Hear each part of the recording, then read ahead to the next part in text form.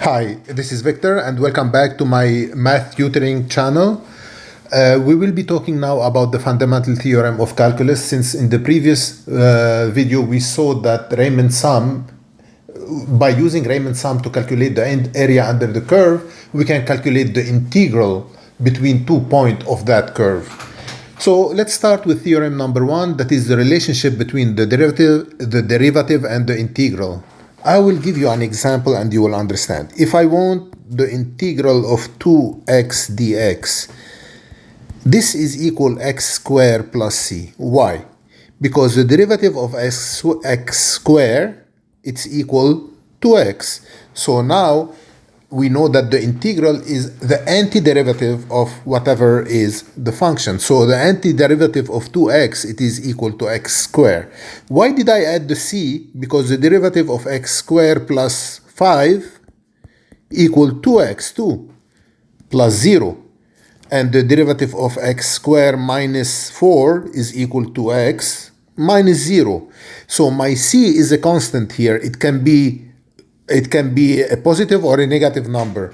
So because I don't know the boundary of my integral, that's why I have to add the constant because of what I explained here. So from now on, every integral, I'm gonna add the c, and it's for this exactly the reason that I explained here. Let's delete this. And now I will give you some formula that you can plug in while doing the integral. The second one, let's say if I want to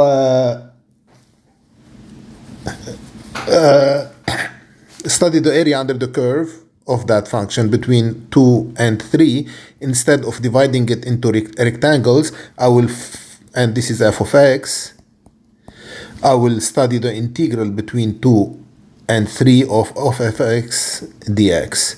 That's thanks to Riemann law, we can do that.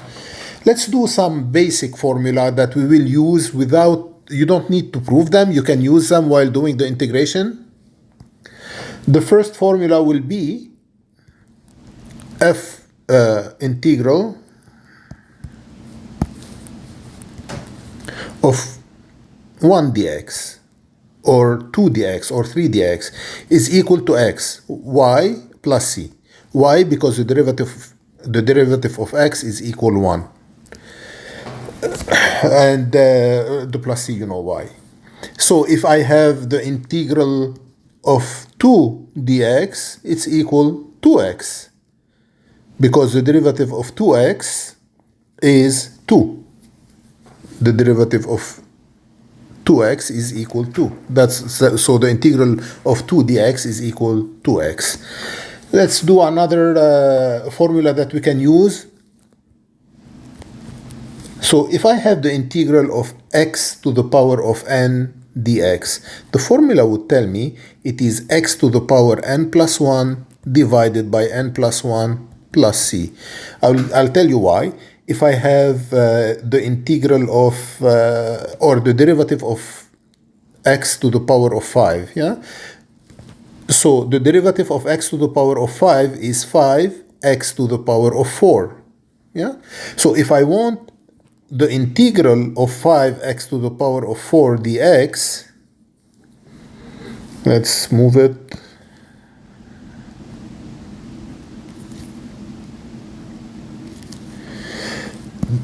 It is equal to x to the power of 5 plus c, because the derivative x to the, so I take the 4 here, that is here, and become 4 plus 1 divided by 5. So if I want to derive this, it become 5x4 divided by 5. No, it become 5x4. What I'm talking about. It become 5x4. So if the derivative of x5 divided by 5, it is 5x4, which is exactly what I have here. So that means the integral of 5x to the power of 4 is equal x to the power of 5 plus 5. So again, the integral of derivative of x4, it is equal 4x3. So if I want the integral of 4x3, it's equal, so x to the power 3 plus 1 divided by 3 plus 1, it becomes x to the power of 4 divided by 4. So if I want the integral of x3 is equal x to the power of 4 divided by 4, because the derivative of x to the power of 4 divided by 4, it's equal 4x3 divided by 4, and it becomes equal to x3. Let's do another formula that you can use without proving, but like I'm proving those to you. The third formula would be integral of sine kx dx, where k is different than 0. There is an exception to the rule here for formula number 2. Let's go back to formula number 2 and then we will do formula number 3.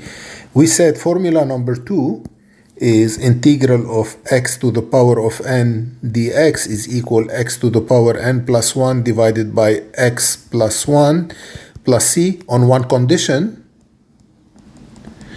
that is n is different than minus 1.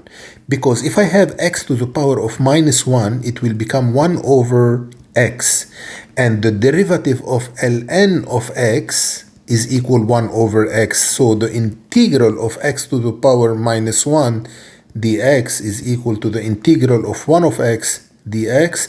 It is equal to ln of x plus c. And whenever I put ln, I put absolute value, because ln of a negative number does not exist. So this is the only exception. If I have x to the power of n, it's always x to the power n plus 1 divided by x plus 1 plus c. On one, unless x is n is equal to minus 1, it becomes ln of x plus c. Now let's go back to my third formula. Integral of sine kx dx is equal, where k is different than 0. This is equal minus cosine k of x divided by k plus c, and the c, you know why?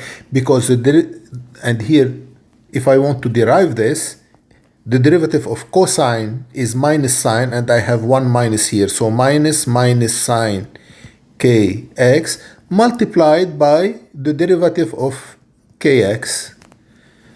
So it is plus sine kx multiplied by k. So if I have only sine kx, so I divide, that's why I divide here by k, because I don't want k. I don't have k in my integral, so I have to divide by k, because the derivative of minus cosine kx divided by k is equal, the derivative of minus cosine kx is equal a sine kx multiplied by k. So that's why my answer should have a division by to k to get rid of this k here. And the fourth formula, integral of cosine kx dx, where k is different than 0, it is equal a sine kx divided by k plus a constant, for the same reason like formula number 3. Another formula is integral of sec square of kx dx, where k is different than 0. This is equal to tan kx divided by k plus c, because the derivative of tan kx is equal sec square kx. So multiplied by the derivative of kx, which is k. So to get rid of k, I have to divide here by k. I still have like 4 formulas, and then we're gonna pass on another video to do practice exercises. So formula number 6, cosec kx dx, where k is different than 0, is equal minus cotangent kx divided by k plus c, because the derivative of cotangent kx is equal cosec kx multiplied by the derivative of kx, which is k. So that's why I divide by k. Formula number 7, sec kx tan kx dx, where k is different than 0, is equal sec kx divided by k plus c, because the derivative of this is equal to this. And my 8th formula, integral of cosec kx cotangent kx dx equal minus cosec kx divided by k plus c. And the last one, integral of e to the power kx dx is equal e to the power kx divided by k plus c, because the derivative of this is equal to that. So those are the formula that we will be using. You should familiarize yourself with those formula, because we will use them in the next video when I do some exercises about the fundamental theorem of calculus. Thank you for watching my video. Please subscribe to my channel, and if you like the video, please press on the like button. That will help me do more video for you, and it will help you understand. My next video will be exercises about the fundamental theorem of calculus.